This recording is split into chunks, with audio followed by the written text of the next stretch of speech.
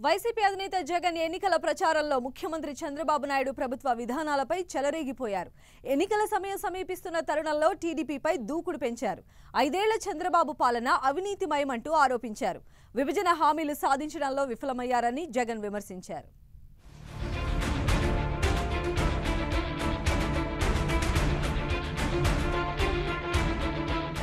ఎన్నికల ప్రచారానికి మరో 8 రోజులు మాత్రమే గడువుంది.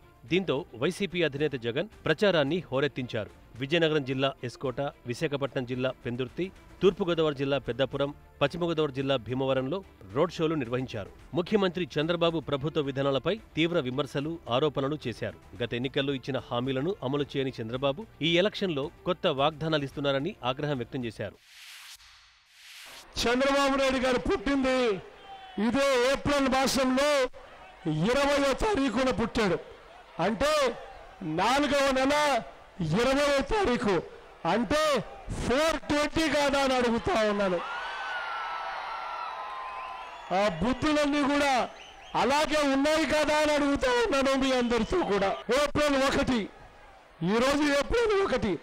ఏప్రిల్ 1 అని అంటే ఆల్ ఫూల్స్ డే అంటారు. చంద్రబాబు మాత్రం తన పుట్టినరోజు మహత్యమో మరి లేకపోతే ఆయన నైజమో కానీ మొత్తానికేమో తన రాజకీయ జీవితం అంతా కూడా ప్రజల్ని ఏప్రిల్ ఫూల్స్ చేయడానికే అలవాటు పడ్డాడు ఈ పెద్ద మనిషి చంద్రబాబు నాయుడు గారు.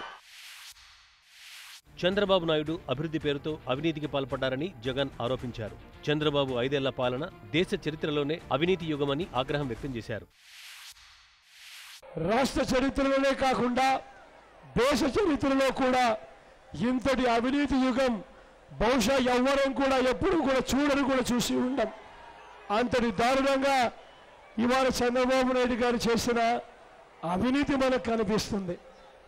ఎన్టీ రామారావు గారిని సొంత కూతురునిచ్చిన మామనే వెన్నుపోటు పొడిచిన బాబు గత 5 సంవత్సరాలుగా ఈ రాష్ట్ర ప్రజలను వెన్నుపోటు పొడుస్తూనే ఉన్నాడు అన్నది వాస్తవం కాదా అని అడుగుతా ఉన్నా. పోలవరం ప్రాజెక్టు నిర్మాణాన్ని అవినీతికి ఆలవాలంగా మార్చిన ఘనుడు చంద్రబాబు అని జగన్ దుయ్యబట్టారు.